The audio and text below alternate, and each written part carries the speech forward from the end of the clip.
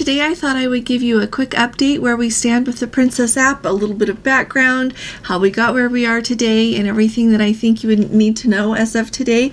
We're also going to talk about how things are going with the Sapphire Princess as she is sailing in Antarctica now. We've got a cruise line that is being sued. I think it's also important that I share with you just some cruises that I think are quite affordable for where they are going. Just some to keep in mind, and they go to lots of different places, so here's just a smattering. And then finally, our cigar lounges on cruise ships becoming a thing of the past. So let's go ahead and get started.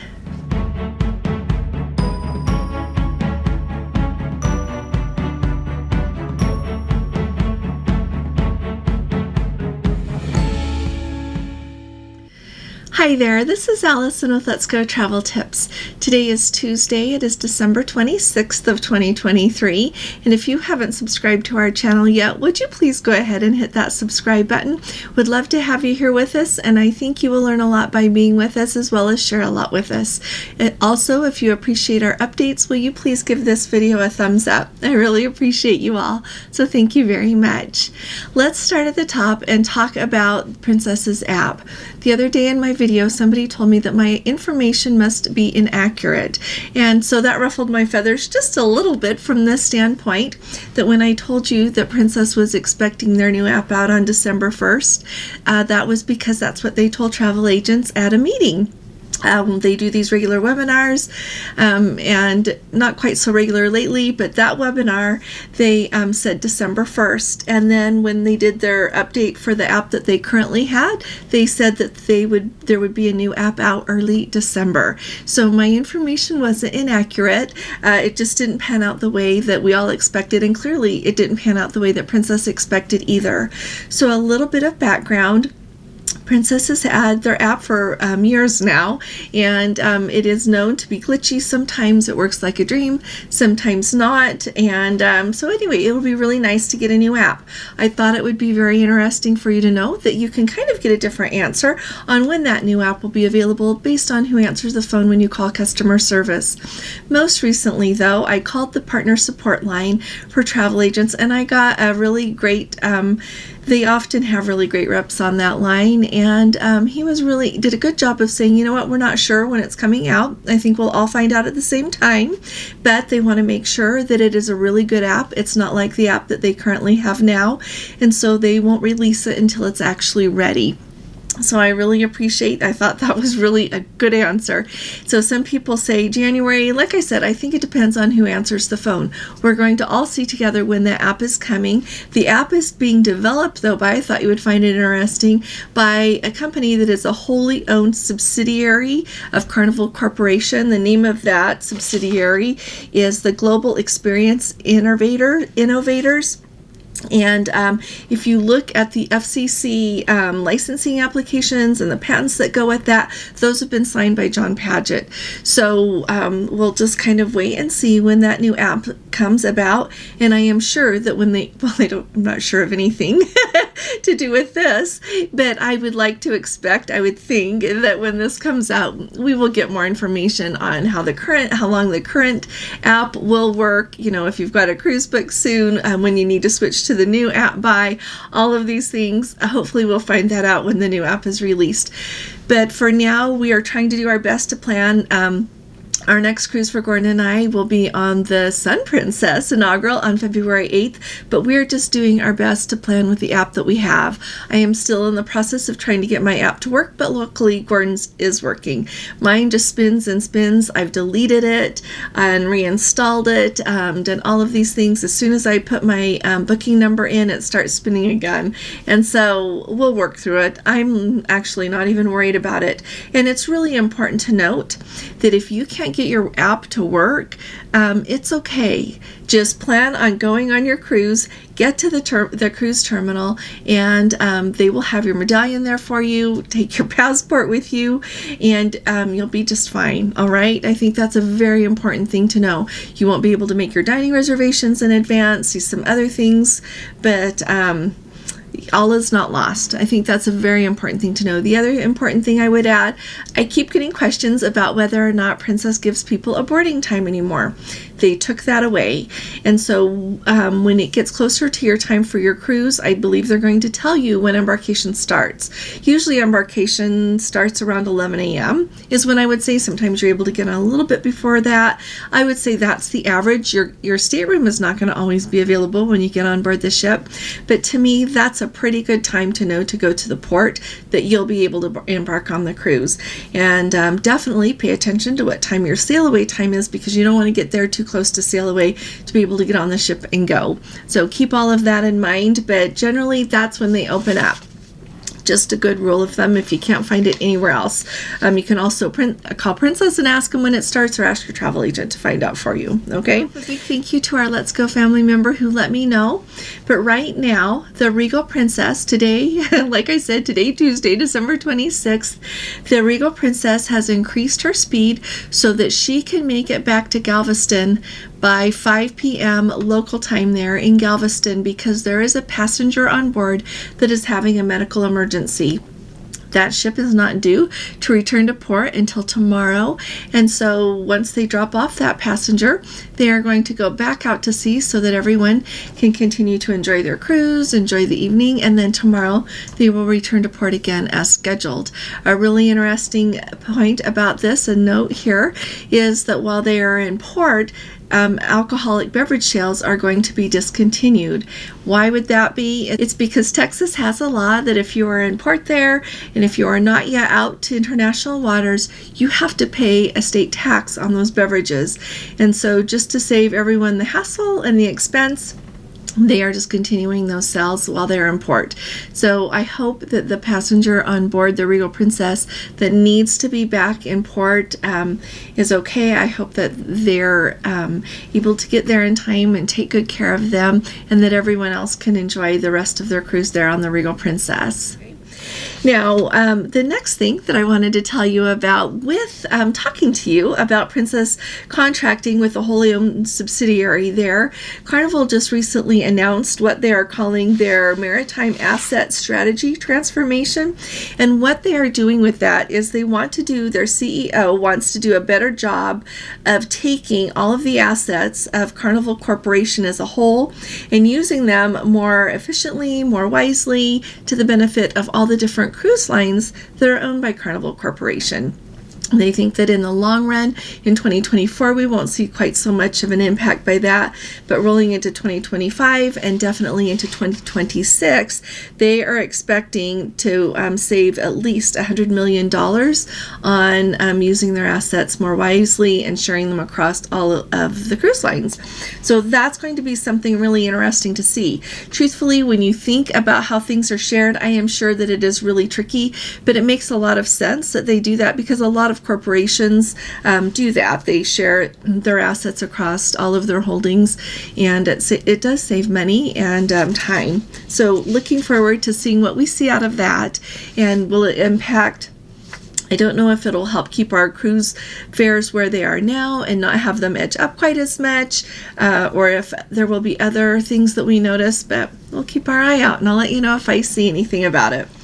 Let's talk about the Sapphire Princess really quickly. So the Sapphire Princess right now is sailing in Antarctica, and I am so excited about that. We have our group cruise to Antarctica that is going to depart on January 20th.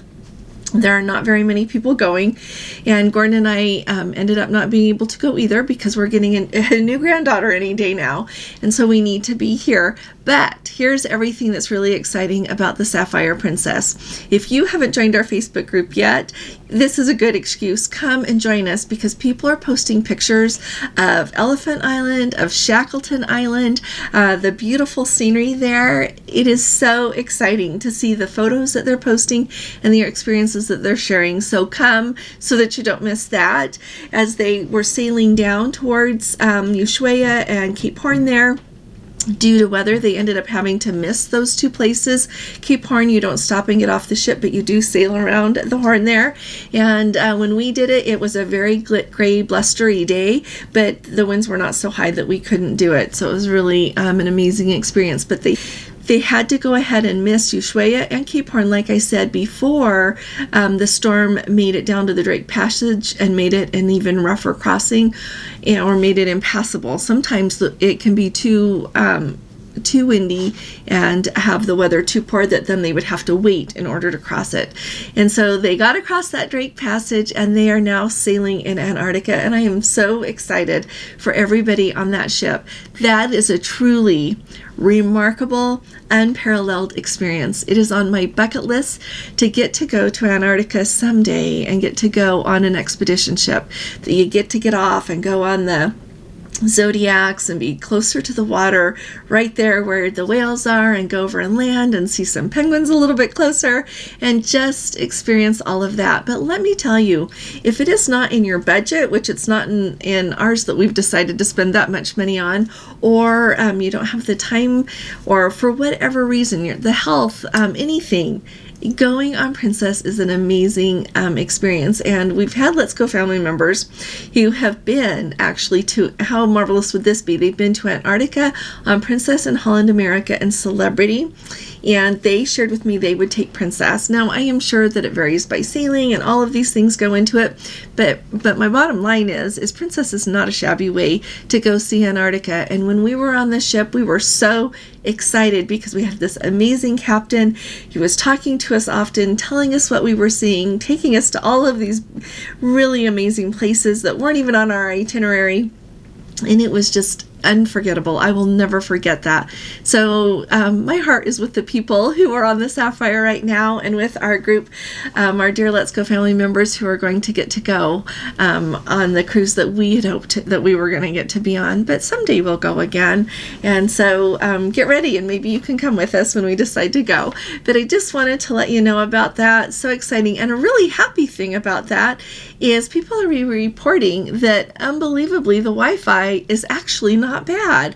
So when you think of being somewhere so remote, it seems like the Wi-Fi is going really well. So I'm really happy to hear about that. So just thought I would do that. So in the comments, if you want to go to Antarctica, if you've been to Antarctica, share that with us and let us know. Okay, and we're going to have a couple of other things I want to hear about in the comments as well. Okay, so just a quick note. I was the other day asking you all about the cigar lounges. On some of the Princess ships, there still have Churchill's, and it's a cigar lounge there where people who smoke, people can go in there who are smoking their cigars as well as cigarettes, and it's a nice indoor area to smoke. And we have noticed, though, I'd heard reports that is being taken off some of the ships, and I really appreciate a couple of you let me know that indeed it is. So one of our Let's Go family members sent me an email and said that they were just on the Ruby Princess from the 20th to the 30th of November, and indeed that cigar lounge is gone and it has been replaced by an arcade. So I'm anxious to get on one of those smaller Princess ships and take a look and see what that looks like now and everything. I will say that if you do sail on Princess, and I've noticed it also like when we cruised on Norwegian, when we cruised on Royal Caribbean, as well as Celebrity, they do designate several smoking areas around the ship, but indeed they are all outside. I have noticed, like as we were just talking about Antarctica, I remember where the smoking area was, one of them on the ship, and I remember thinking in my mind, yes, it's outside, but at least it's a little bit sheltered. So I hope it works out for people that want to smoke, that you can find a place that's a little bit sheltered when it's outside and it's cold. But just there's a quick update for you.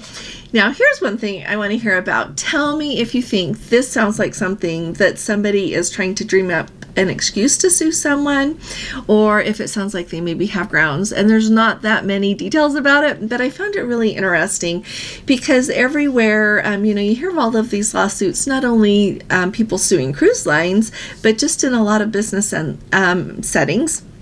And sometimes I think, oh, wow, I could see why they're suing for that. And sometimes I think, oh, how could you sue for that? And so let me know what you think. So a guest of Celebrity Cruises says that on February 2nd, they were sailing on the Celebrity Edge, just of February of 2023, and a champagne cork exploded, quote, out of a wire cage and hit them in the eye.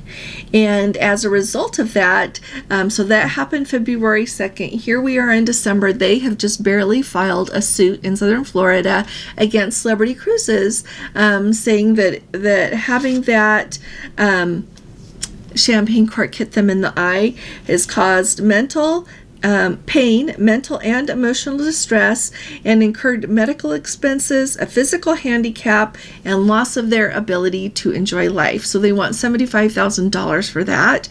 And it'll be really interesting to see what the courts decide on that.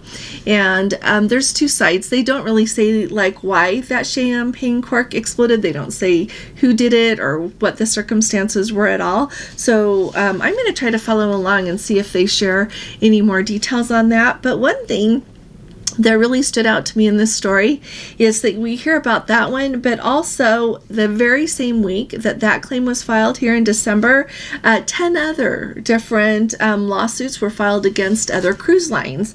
And it says that there were 5 against Celebrity, 1 against Royal Caribbean, 4 against Carnival Corporation, so we don't know which brand it is, like if it's Princess or Carnival or Cunard, we don't know. But interestingly enough, there was a cruise passenger who sued over a finger injury that happened when their balcony door slammed shut. So that to me was really interesting right there. So sometimes it's interesting what people can think of. So let me know what you think about all of this in the comments. Do you think they have grounds for that? I would think that if my balcony door slammed shut, I should have probably been more careful. That's just me though. And there's a lot of different circumstances that things can happen under. So just tell me what you think in the comments. Really quickly, here are the cruises that I just came across as I've been trying to look through things and see things that I thought, wow, that's not a bad starting point for a cruise. And do remember that when you're looking at something and you get this ad and it will say, 7 days to Alaska from $3.99, that's the one I'm going to start with. That just means a guaranteed interior. All right. So just be aware that that's the bottom, the least expensive cabin that you can get on the whole ship. But I would say, if you can only afford the least expensive cabin on the ship, that's okay. Go ahead and go, because you're going to have a wonderful time. There are lots of places, if you're in an interior cabin, to be out and enjoy the ship. So just go ahead and go. If that's what you can afford, that doesn't mean stay home. That means go. So first of all, they've got this May 18th sailing here, just coming up in 2024, a 7-day voyage of the glaciers. It's on the Sapphire Princess, the ship I was just telling you about. And indeed, it does start at $3.99. If you want to go to Europe, they've got the July 13th sailing of the Sky Princess, 7-day to see the Norwegian fjords, starting at $6.99. They've got a 7-day Western Caribbean with Mexico. That is the Western Caribbean there, so you're going to catch your Cozumel, and that goes October 27th of 2024 on the Regal Princess. That's also starting at $3.99. They've got a 7-day Canada and New England on the Enchanted Princess going on September 7th of 2024. That starts at $5.29. Which I think is really affordable, especially for a New England cruise. Those are often known to be more expensive the later that you get in the season, because you have, like, September 7th is generally early to see the leaves change. I know that it's usually more mid-October that you're going to see, mid to late October that you're going to see them change in Boston, because I'm there enough to know. But let me tell you, the later that you get, when you go in late October, a lot more places are going to be closed. From mid to late October, places do start closing in those ports. And anyway, then we've got the 7-day Mexican Riviera on the Discovery Princess. That starts at $3.99, and that one's on November 30th of 2024. So right after Thanksgiving there. And then finally, the other one that caught my eye was a 16-day Hawaiian Islands on the Ruby Princess. So that's round trip out of Los Angeles, and that starts at $8.99. And so when you think of, 16 days for $8.99, and of course you have to add your port fees and taxes and insurance to that, but I think those are pretty good starting points. So I just just thought I would share them with you in case you're looking. If you need any help booking, I would be delighted to help you. Just send me an email. It's just letsgotraveltips@gmail.com. And thank you all for being here with me today. Let me know if you've got any questions. If you happen to be on a cruise ship, I would love to hear from you how it's going on any cruise line. So I look forward to talking to you, and I will be talking to you all again really soon. You all take really good care. God bless you. Love you. Bye-bye.